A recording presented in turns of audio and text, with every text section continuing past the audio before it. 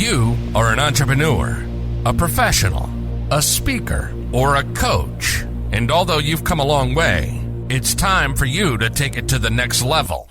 We've got you. This is the Author to Authority podcast. We'll help you use authority and influencer marketing to build your business stronger and faster by publishing a book. You'll hear from guests that are thought leaders in sales, marketing, networking, communication, social media, promotion, and business leadership. Let's do it. This is the Author to Authority podcast. And now your host, the extraordinary word ninja, Kim Thompson Pinder.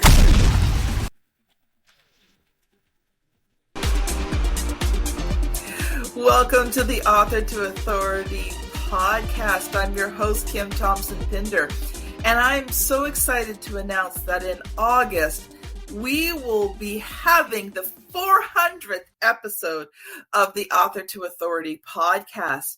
And in celebration of that, I have decided to do the top 25 episodes of the Author to Authority podcast for the whole summer.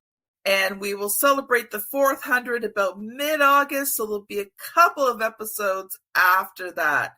And I chose these episodes because they were the ones that I just personally felt were the ones that gave tremendous amount of value, that were going to help you as an entrepreneur, a professional, a speaker, a coach, to move your business forward.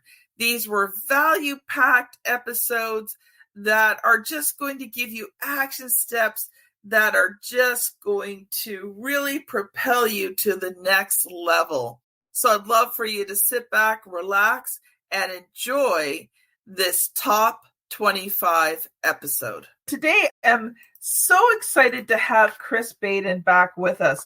And on the last episode, we covered so much that we actually didn't get to some of the things that we were supposed to cover. And Chris told his story, and he can touch on it a little bit today just as a review. But we wanted to talk about purpose-driven prospecting. And we did start to touch on that, but he never actually got a chance to share the main points that he wanted to. Plus, we didn't even get a chance to talk about his book. So we're going to continue the conversation today. So welcome back to the show, Chris. Kim, thanks for having me on. I'm excited to hang out, and we'll get into some more of the tactical and the training and the tools that people can take in their world with them today, right now, and start seeing results. So I'm excited for that. So Chris, why don't you just give us a brief introduction to yourself? Because maybe people didn't listen to the last episode. Yeah, so I got thrown into commerce 10 years ago, and I've been commission only, employing myself and others for the last 10 years of my life. And it has been fun and exciting and painful and scary and all the slew of emotion that I'm sure you listening or watching this right now have felt. Entrepreneurship is great, but it is also very, very challenging and very hard. And in the second month of my entrepreneurial journey, I'm working 70 plus hours a week for the whole month, and I made $800 for the whole month. And I learned an important lesson that shaped the rest of my journey so far, and that is I don't get paid to work. I get paid to produce results. And the way that I produce results is I have to get results for other people. I have to get results for the market that I serve. Business is just a systematic way of delivering a product or service, but the experience that you create, you in the business, but also the experience you create for your prospects and your customers is the art, and that's the how. And so it's purpose-driven prospecting. It's starting those conversations, and it's leading into this experience that makes you stand out, in the marketplace. But more importantly, it creates a culture and environment that you absolutely love. And so in the first 2 months of my journey, learning that I get paid to produce results, and the way that I do that is produce results for others, it taught me a hard lesson, and it's very humbling, and you have to be very honest with yourself. Am I doing that or not? And if you're not, then go back to work and figure it out and come back the next day, when you're ready. I loved what you said there, and how you shifted your focus to not just selling a product or a service, but attaining a result. And I think, especially people who are in service-based entrepreneurship, you have to get results for other people because that's your product. Yeah. Yeah. And there might be some people listening, if your wealth, health, and relationships are kind of the three main markets: wealth, health, and relationships. If you throw any business at me, they will fall into at least one of those areas predominantly. And so even somebody that is in, say, the relationship market, it's like, well, how do you measure intangibles like love or more connection and still tie it to certain patterns? So for one, and what I'm saying here is, don't let any mindset or thought take you out of what result you create, because that result will help you focus on why you're doing what you're doing, why you're sacrificing time from your family, why you're putting yourself out there and dealing with loads of rejection. So it'll remind you what you're doing. It'll help your whole team focus on the actual right thing. So you'll dramatically reduce the sideways energy and frustration with team. And you'll also be able to market with full conviction on exactly what you're doing. Why does that matter? It matters because guess what? Nothing sells harder than the truth.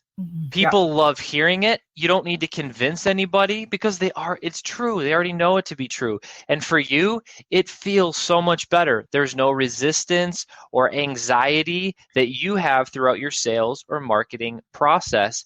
You have full peace in your heart inside, and therefore full conviction to go out and share that you're building and sharing and growing from a place of peace internally rather than complete utter chaos and turmoil. And turns out people don't really want more of that in their life. So they don't want to buy from you when you're in that place. This all said, if you're in relationships, if it's, marriage counseling specifically, hey, before I talked to this married couple, the last date night was 6 months ago. Now they are consistently going on one date night per week. And they're saying, I love you X amount times more. They're, holding hands or kissing more throughout the day compared to what they were before. You might think I'm crazy or weird, but I'm not saying that's the best or right answer for marriage counseling or relationship, but I'm just saying that there's always going to be some type of outcome, behavior, or result shift because of the service or work that you're doing. Yeah, there's something tangible. Yeah. There's a tangible result. And, all of those, by doing all of those things, they now have a stronger marriage. They now have a stronger relationship. They now feel more connected to each other. But the tangibles are holding hands, saying, I love you, and going on date nights. Like when we just got married or first started. Yeah, that's exactly the point. And so anyone listening, I just hope that if there's only one takeaway that you get so far, it's that, hey, some people will call those KPIs, key performing indicators. It's your one critical number. And if you feel chaotic, like, oh, there's too much going on, I got to do everything, that's completely normal for any business owner, entrepreneur. Yes. Know that you're not alone, and your saving grace will be that one critical number that gives you the permission to let those other things be set aside, rather than you put them in the junk drawer or the junk room and you close the door and you try to pretend that it's not there. But meanwhile, in the back of your mind and emotionally, it's sucking all the energy from you.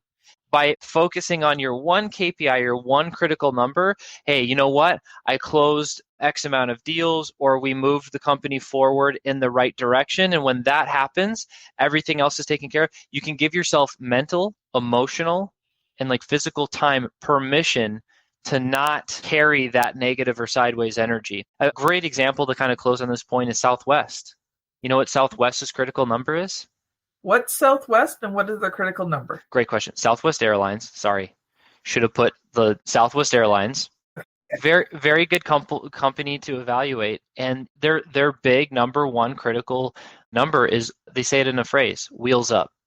Wheels up. Meaning, if the wheels are up in a plane, that means that the plane is taking off and they're serving their customers. And for wheels to be up, you need to manage the pilots and the crew and the flight attendants. Maintenance team needs to be on point, so to make sure they're on time. It's the one thing that pulls everyone together. Hey, if we create this one result, Yes. everybody, hey, this is on fire, that's broken, someone's pissed about this, and that doesn't that person needs to be fired, or this person just, had a horrible life situation and now we got to fill. There's always going to be some type. This is a business, for crying out loud. This is a giant project we're talking about. Yes. Of course, things are going to be messy, but if you have that one thing happening, hey, you at least know that you're going to live and earn the right to keep playing this game of business for another day. Sort of reminds me of Pareto's principle, that 80% of your results come from 20% of your action. And so if you can determine, what's that 20% that drives your business forward, that produces 80% of your results, you can get rid of the 80% of things that are dragging you down, wearing out your energy and not producing much. Yep. That's it. And so I think the lie is that we have to do it all. The lie is that we have to do everything. And the truth is we can't. No. But we live in between that lie and that truth, and it's gray and it's painful and it's emotional turmoil. And so it's just having somebody say, maybe that's just what someone needed to hear today. It's just, hey, you know what? Here's permission to reset, focus on one number, assess, how you serve the business, and to accomplish something greater than yourself, it takes more than yourself. John Maxwell says it great. Hey, if you can ask for help or you can give up on your vision. The reason that your vision is overwhelming you because it's greater than you. And the way it's not meant for you to do alone. It's meant for you to welcome others into that picture. And that's part of you're given the canvas, and that's your one color. And there's more colors that will be needed to paint the business and the service that you're putting together. So plenty of analogies, right? We could do this all day. So I think, promise here is, where do we start? How do we apply some of this stuff? And while we can, in my opinion, good, bad, right, or wrong, the last 10 years of life has humbled me and taught me that I cannot control a lot of things, and I also can't control results. True. I cannot control when somebody decides to buy and when they decide not to buy for whatever reason. I can lead a horse to water, so to speak, but I can't make him drink. But there are ways we can give the horse some salt to make him thirsty. So maybe they're more likely to drink. And man, I got a lot of analogies for some reason today. Hopefully this is making sense with everyone listening, watching today. And let me give you some salt, okay? While we can't control results, we can control activity. We can control activity. I don't get paid to work.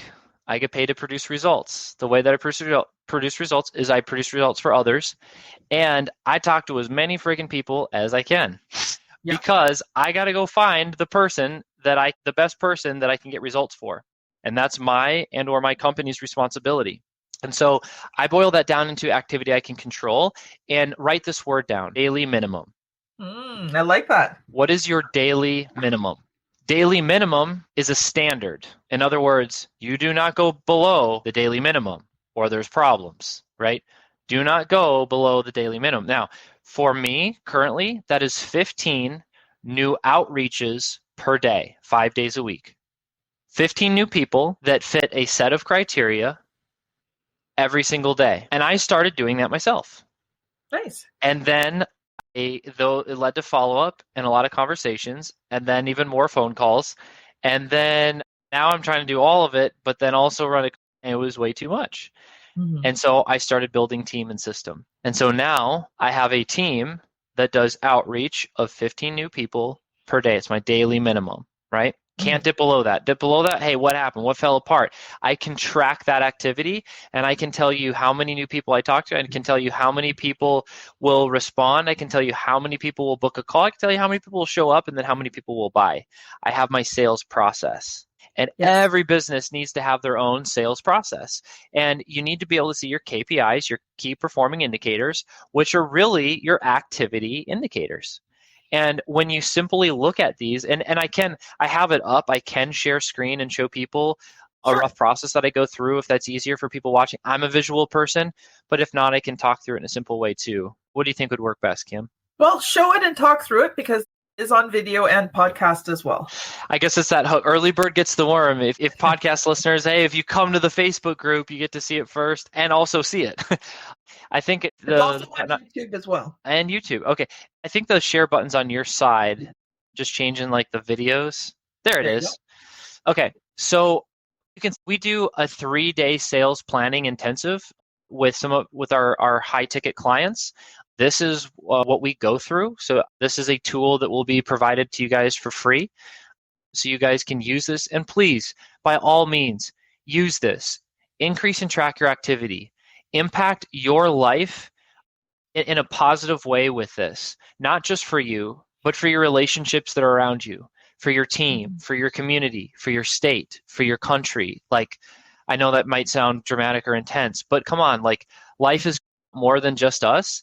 And we do affect more people. And it starts with discipline, focused, result-oriented activity that we can control. So day one, we're going to focus on day 3, but day 1 is a really powerful have, do, be exercise. What do I want to have? What do I want to do? And who do I want to be? And you write those things down and you write roughly how much they cost. Some people, this really surprises. Oh my gosh, all the things I wanted aren't nearly as much as I wanted. Whoa, they're way more than I thought. I got to get to work. But it gives you that relativity and it calculates the year before. Then once you know that number, you would essentially go to day 2 or the second part. And I know this is kind of small, but it's okay. Like, you'll be able to see this whole thing, with the link that's provided. So now you know how much you need to generate to live the life that you want, you would simply say, well, how much I got to create a business that generates a net profit of that or more. And this process will say, hey, what are the products and services that I'm selling and what amount of quantity to hit that goal? Just simply put, okay? And then that ultimately leads to, okay, well, they get to generate a business that creates that type of results. What type of activities do I need to create? And so this is just a generic pipeline that we can look at. So I can give you some ideas of what maybe your daily minimums need to be in order to accomplish what you'd like. So hopefully that's a very simple to follow, logical process. But I want to draw your attention to here. Okay, this is really important. How do you know if your daily minimums are working properly or the right way? Well, what I'm giving you here are ranges. Okay, so if you're converting at these particular range, and let me zoom in a little bit so it's easier to see. It's so small. There we go. This is much better. If you look here at the 10 to 40%, if you look here at the 20 to 50% in the second phase, 70 to 90, what these are the ranges of what conversion you should be creating at the certain point in your pipeline. So let's walk through this together as an example. Let's say that this month you want another, how many clients do you want, Kim? 100,000. Let's say 6. 6 clients. Okay, well let's play with this. And notice below the range, I just put a percentage that's right in the middle of the range. So let's say conversion is average for all of these, and we want 6 new clients. Let's type in 1,000 leads, 1,000 outreaches. Well, that gets you 14 clients. Okay, so not 1,000. I guess it'd be roughly half, right? Let's try 600, 8. Let's try 500, 7. I went the wrong way. Okay, so 400. Yeah, 6. So I went 100 above half. Anyway, I'm getting all spun up in numbers in my head, but we got it. So 6 clients. So we just need to do 400 outreaches. And so if there's 30 days in a month, we take 400 divided by 30. That's just 13 new outreaches, 13.3. So call it 14 outreaches per day. That's it. You just need to reach out to 14 new people per day. And with that rate, if 25% of them say, hey, you know what, I will give you some form of communication, they become a lead, I'll give you some form of communication to continue the relationship, they would be a lead. And if only 25% of them said yes, you would have 100. Currently, ours is converting about 38.7%. You can tell I'm a little nerdy with numbers. And knowing our KPIs and activity is so important. But if it's just 25, that's 100. Of the 100, let's say 35% say, yep, I'm going to jump on a call with you. And they book a call on your booking link. And of those 35, let's say only 80 actually show up, right? It'd be Yeah. great if none of us got ghosted, but it happens. So that means we actually complete 28 calls. And if we only closed approximately 20%, that'd give us about 6 clients. Wow. Okay. There's some rounding up here, right? Yeah, of course. So yeah, because I mean 10% is 2.8. So but gets you close. Maybe you need to do 412. Maybe but 14 new outreaches per day would get you 6 clients. Now you know your sales process. Now here's the fun part, Kim. Mhm. Let's say, man, our outreaches, man, we're getting 40% of people. So it's a lot higher. And our book calls are happening, but no one's showing up. We know Then you exactly where it's broken. we know exactly where to go. There's no guesswork. Business is a systematic way of delivering a product and service. There's not any guesswork. So if you've ever had any amount of emotional or mental overwhelm or stress of wondering how you're going to make it or how you're going to hit your revenue goals, if you know your numbers and simply apply this sales activity, projection here, it'll solve all that. You'll know exactly what you need to focus on and what outcome you need to see. So it takes all the guesswork out, which really frees up a lot of mental and emotional energy and capacity. And then you start sleeping better, and then you start performing better. And then you're like, here's something that I asked myself, Kim, because any given moment, I'm thinking about one of 3 things: building a lifelong marriage, world-impacting family. I've got 3 kids under 5, and multi-million-dollar businesses. Mm-hmm. And what the world tells me is, Chris, you can't have it all. Yes, you can. You can't have successful. See, I agree with you. But as like young Chris a while ago, and I still hear it today, hey, Chris, you can't have successful, healthy relationships. You can't be a husband, father, and also, run small to big, I'd say small to mid-sized companies that do 7 to 8 figures a year in revenue, right? You can't do that, Chris. And I didn't know anybody at the time that had ever even done that. So the world tells us all kind of stories, but something inside me said, that just feels like BS. It doesn't make sense to me. Like, why you're telling me that there's nobody on planet Earth out of 7 billion plus people that haven't had a lifelong marriage that is healthy and passionate, that also has, functioning society contributing kids, and also has a successful business, meaning they're a quality leader, showing up in a powerful, impactful way for their team. And you're telling me there's not one person on planet Earth that is that? See, that's where I went. Go ahead, Rick, question, or you're saying I know somebody, or you are that person? I've been married 30 years to the same man, and we have Yep. a great marriage. I've got 2 wonderful, responsible adult children, and my business may not be quite that big yet, but I run a successful business with teams. And so the thing, hopefully other people hear what I continue to remind myself is, there you go. Kim's doing it. It's possible. I've only married 7 years so far. We've got 3 kids, and it's, first marriage. And again, the goal is lifelong, passionate, fulfilling marriage. And then building companies. I've built 3 companies in the last 5 years in 3 different industries that have done at least 7 figures or more in sales per year. And that seems impossible. It was impossible to me. I was like, that doesn't even make sense. I don't even know anyone that's done that. But just something inside me said, but come on, there's got to be at least one person. There's got to be at least more than one Kim in the world. Mm-hmm. And you know what? It wasn't like a year and a half later where I found myself in a room where everybody was that. And there was about 30, there's in between 30 and 40 of them. It was a mastermind, right? But I was like, now I wasn't that yet, but I just found a way to get in the room. I was the oddball, right? And I was like, wow, look at this. And then I met more and more and more. My point is, just be careful of the stories that you're telling yourself around who you are and what you can do or what's even possible, because what we believe often will dictate our trajectory. Yeah. And it's not our fault that we maybe have never seen what seems impossible to us, but it is our fault if we buy into something less than that. So true. So true. We've got a few minutes left, so I've got one question for you on your this wonderful worksheet, and then we want to get to your book. So yes. My one question is, because people have a hard time getting started. So they look at this and they say, great, but I can already hear people in my head going, Chris, what do you consider an outreach? Yeah, great question. Great question.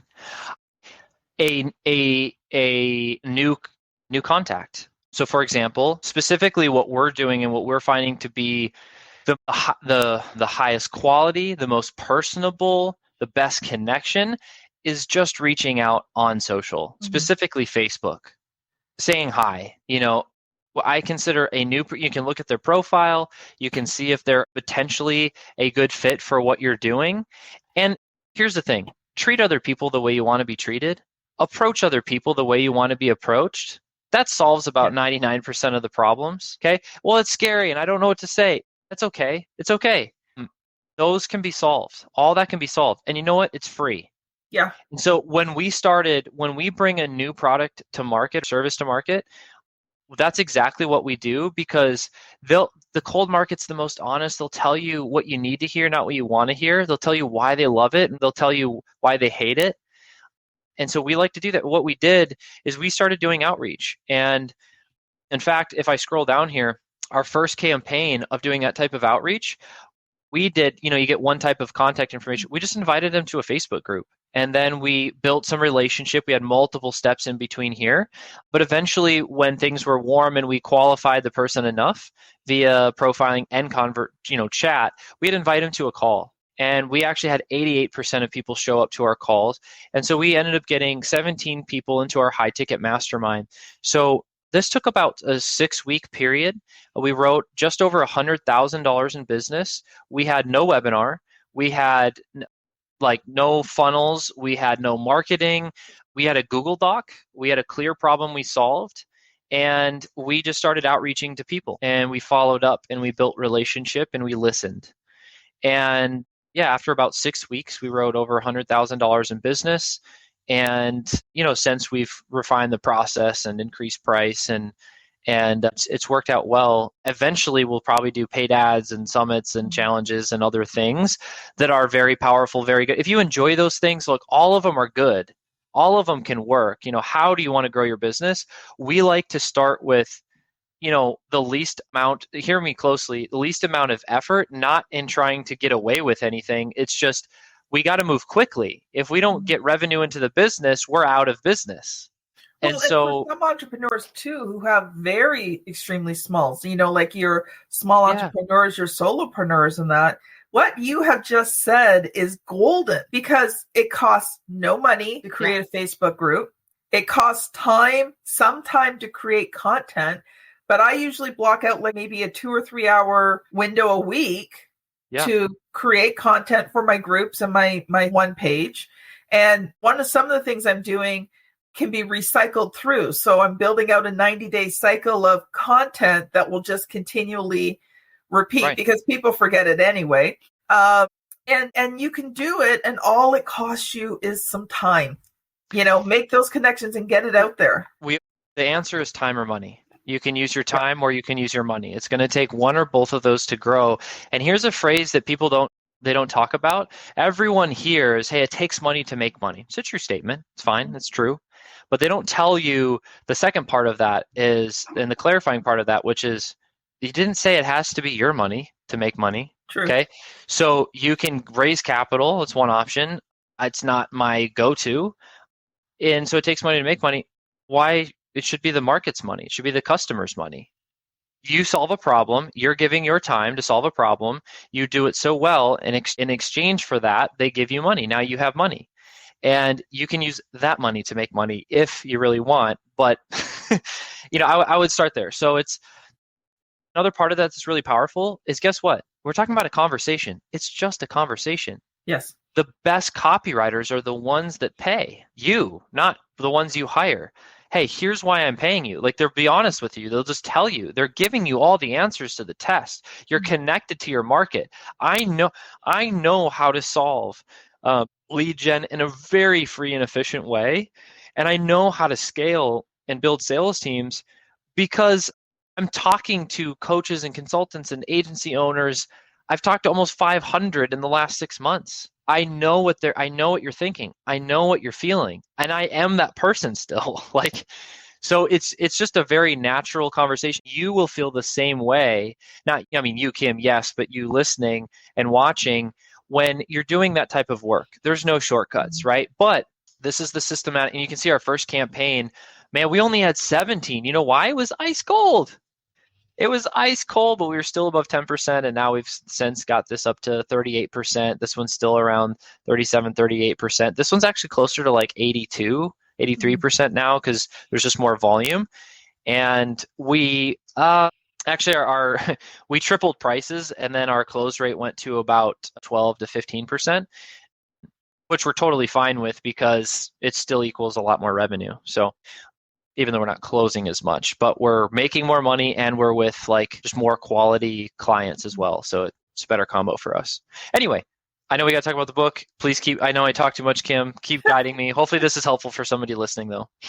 Well, we're over the 30-minute mark. We usually go about 30 minutes. So I want to ask you one question, and then I want you to answer that quickly, and then tell people how they can connect with you. So in a couple of sentences, tell me, what was the good, bad, and ugly of creating that book, of that chapter, that book you had done, and what it is? Okay, well, you said good, bad, and ugly, and we joked about this before. And you don't have to keep sharing screen if you don't want. Cam, I'll make sure I get you that link for everyone listening, watching today. Okay, you say good, bad, ugly. We were joking about this. It actually, the experience was ugly, bad, and then good. And so the ugly part was, oh gosh, like there's so many. I've got 3 kids, I'm building a business. Is like, where am I supposed to, I already don't sleep enough. Like, how am I supposed to do this? And so it was just ugly. It was uncomfortable. And I calendar blocked first. I was like, okay. The bad part was I have to write. And this is just being completely vulnerable here. There's a good chance that I'm severely dyslexic. Oh. I haven't known this my entire life. I don't, even if I find, I might go get tested. I did this preliminary test. They're like, dude, I'm 34. Did well at school. I hated school. I'm a very slow reader. There's a lot of insecurities around all that. And so writing, and it's just very difficult for me. I do audiobook for everything. The point is, how am I supposed to be an author? That was the bad part. And when somebody told me that ghostwriters exist, also, I can just go for my morning walk and record my voice and my thoughts, and then there's smart people that know how to put that into words, aka editors. I was like, oh, that's so. From my experience and my process, it eventually landed on good, where now, because I have so many ideas, I got whiteboards and I got notes everywhere, and every app that does all the notes, and it's just constant flow. It's really overwhelming a lot, to be honest. It was cool to see my thoughts crystallized into a tangible product that's valuable to other people, rather than it just living in my world and no one understanding what I'm solving and what experiences I'm having. And it's an experience I'd highly recommend everyone going through, even if you don't sell it and it's not for anyone else, do it for you. Yes. I didn't realize how much of a mess my head was. And it was very kind of frustrating at points, but very helpful. I'm like, okay, this is a good point. I see where you're coming from, Chris, but this needs some work. And to be able to kind of third party experience that and then go through it, it really helped give me clarity on what I am solving and what I am offering and what I am doing. And outside of, did become a bestseller in 9 different categories. We had a great team that was marketing it. Again, all these nice achievements really don't come from me. They come from smarter people than me, just to be real. But even if I didn't have all that, it really helped my messaging, conversations I'm having like this, marketing efforts, shortened our sales cycle. There's other good benefits. So ugly, bad, good was my experience. Cool. So Chris, how can people connect with you if they've been listening to these last 2 podcast episodes and they're like, I need to talk to Chris about my business? How can they get a hold of you? Facebook. Just send me a message on Facebook. That is the best way. If you'd like to email me, it's Chris, CHRIS, at salesascenders.com. And Ascenders is ASCENDERS, salesascenders, plural.com. You can email me. Messaging me on Facebook is ideal, is great. We can just chat. Again, it's want to create with all this. My ethos, my mission is to create more human connection in the world. And I think that just starts with the conversation. Thank you so much, Chris.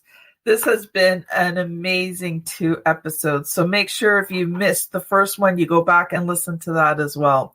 So this has been Kim Thompson-Pinder and Chris Baden on the Author to Authority podcast. Thank you so much for listening, and we will see you on the very next episode. Bye now. You've been listening to the Author to Authority podcast. The extraordinary word ninja, Kim Thompson-Pinder, has helped over 200 entrepreneurs, professionals, speakers, and coaches write and publish their books that have become incredible marketing tools for their business. And many of those have gone on to become Amazon best-selling authors and have used their books to land high-level clients and get on big stages. We hope you've enjoyed the show. Make sure to like, rate, and review. And we'll be back soon. But in the meantime, hit the website at www.authortoauthoritypodcast.com. See you next time.